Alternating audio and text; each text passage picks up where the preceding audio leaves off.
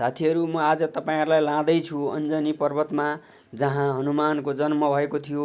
त्यो पर्वतमा जानको लागि कठिन बाटाहरू हिँडेर जानुपर्छ। पानीका यस्ता छाँगाहरू छन्। यी हनुमानजीको जन्मस्थल भएको ठाउँ जाने बाटो रहेछ।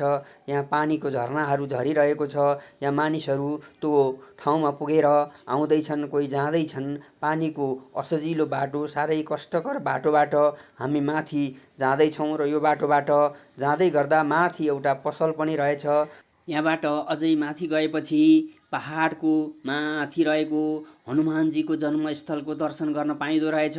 त्यहाँबाट यी बाटो अलिअलि बनाइएको रहेछ। त्यहाँबाट अझै अगाडि बढिसकेपछि उपर त्यो कुहिरो लागेको ठाउँनेरि होला। त्यहाँनेरि पुगेपछि भगवानको पवित्र जन्मस्थल हनुमानजीको जन्मस्थलको दर्शन मिल्दो रहेछ, जहाँ हनुमान जन्मिएको हुर्किएको ठाउँ मानिन्छ।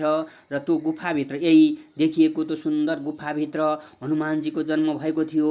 त्यो गुफाको दर्शन गर्नाले मान्छे पवित्र हुन्छ भनेर टाढा टाढादेखि यो गुफाको दर्शन गर्न र हनुमानको जन्मस्थल हेर्नको लागि मानिसहरू आउँदा रहेछन्। यही गुफाभित्र हनुमान यहीँनिर जन्मिनु भएको थियो।